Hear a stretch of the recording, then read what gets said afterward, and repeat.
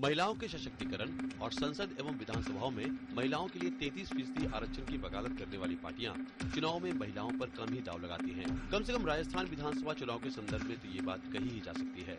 इस बार विधानसभा चुनाव लड़ रहे कुल 2096 उम्मीदवारों में से महिलाओं की संख्या महज 168 यानी 8% ही है। राजनीति में आधी आबादी को उचित प्रतिनिधित्व देने की लड़ाई लड़ने वालों के लिए ये आंकड़ा निश्चित तौर पर चिंताजनक है।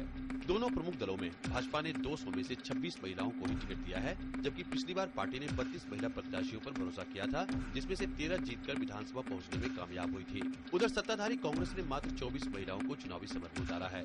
हालांकि पिछली बार पार्टी ने 23 को टिकट दिए थे, जिसमें से 13 जीत पाने में कामयाब रही थी। सबसे अधिक 44 महिलाएं निर्दलीय उम्मीदवार के तौर पर चुनाव मैदान में हैं। पिछले चुनाव में 54 महिलाएं निर्दलीय के तौर पर चुनावी दंगल में खड़ी हुई थी, जिसमें 2 जीत पाने में सफल रही थी। ये हाल तो तब है जब राज्य की राजनीति में दखल रखने वाली महिलाओं की तादाद अच्छी खासी है। देखिए, जनता के बीच उतरना पड़ता है, जनता के बीच चुनाव लड़ना पड़ता है, एक भारी संघर्ष का काम है। जो भी हमें योग्य महिला मिली, इससे लायक उपयुक्त मिलेगी, वो चुनाव लड़ सकती है। जो जनता के बीच जुड़ी हुई है और इस प्रक्रिया के ऐसे गुजर रही है, उसको हमने जरूर मौका दिया है। भारतीय जनता पार्टी ने कांग्रेस से ज्यादा महिलाओं को टिकट दिया। एक बात, हमने हमारी महिला मुख्यमंत्री को प्रोजेक्ट किया, वसुंधरा राजे हमारी मुख्यमंत्री होंगी, कांग्रेस का नहीं होने वाला। हम तो सारा राज्य महिलाओं को सौंप रहे हैं। राज्य के इतिहास में सबसे अधिक 28 महिला विधायक यानी कुल विधायकों का 14% 2008 के पिछले चुनाव में निर्वाचित हुई थी। इसके 2 साल बाद ही राज्य में हुए पंचायत चुनाव में 52.73% महिला सरपंच भी चुनी गयी, जिनकी संख्या चुने गए पुरुष सरपंचों की तुलना में ज्यादा थी।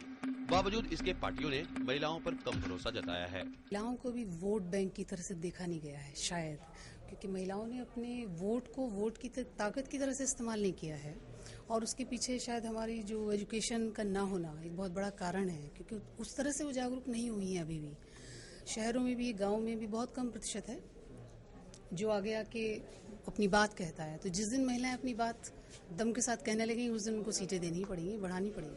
वास्तव में वो टिकट लेने जाती हैं तो उन्हें टिकट नहीं दिया जाता, शायद ये सोच करके कि वो इतनी सक्षम नहीं है।